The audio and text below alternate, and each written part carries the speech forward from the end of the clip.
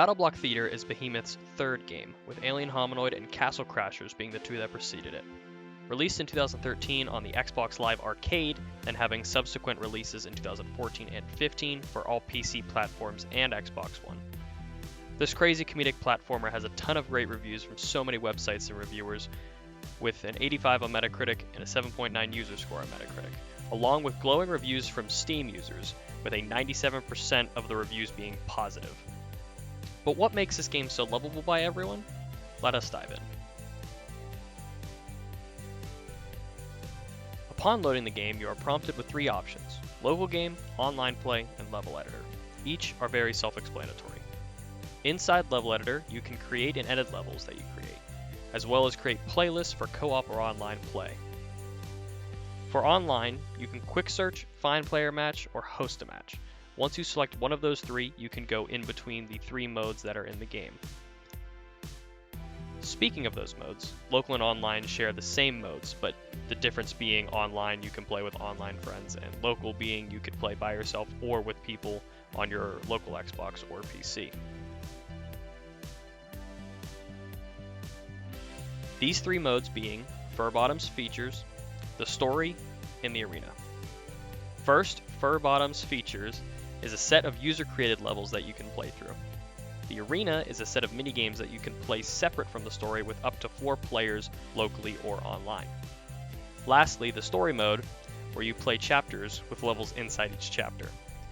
Once you beat the levels inside a chapter, you enter the boss level, which is a timed version of a standard level.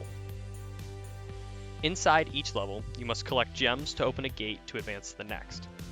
These gems you can later use to unlock new customization options for your character. Along with the gems, you can collect balls of yarn that you can use to unlock new weapons for your character.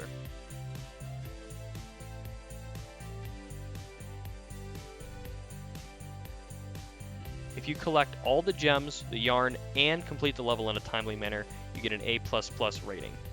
These ratings range from F to A++, and you receive one after every level you complete, which gives you another thing to strive for replay-wise.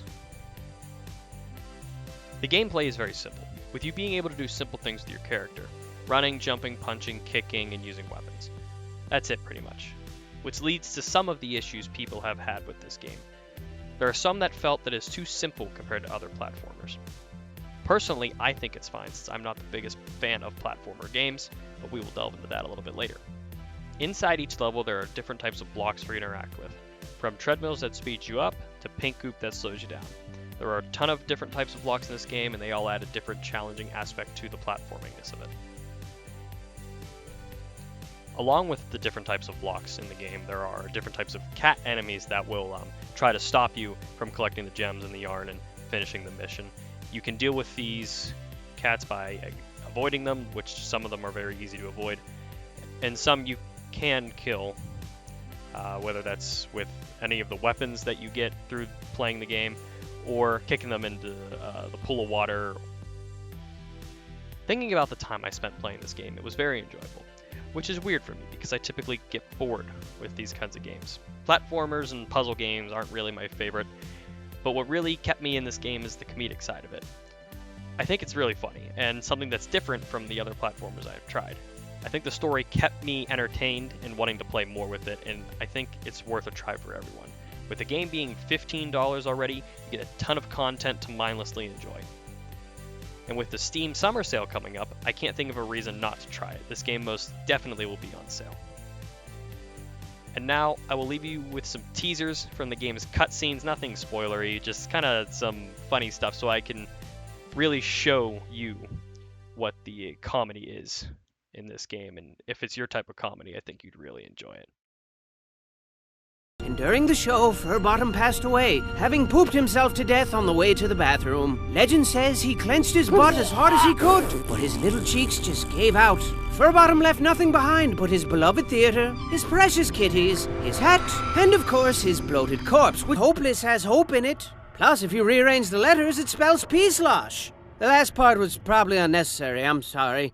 This quirky fellow. You know, he owns a bat farm back home, and his lifelong dream is to breed a terrifying race of super bats. None of which makes any sense, of course, because he's absolutely terrified of bats. Matter. Seriously, try talking sense into a cat. They just stare at you with their lifeless, patronizing eyeballs for like a couple of seconds, and then they just walk away. And then you're like, don't turn your back on me. And they're like, nah. And then you're all like, and then they're all like, nah. But it is more dangerous than telling a girl she's chubby. Oh my god! I know, right? It's a poop-inducing nightmare in there. You're gonna be killed until you're dead.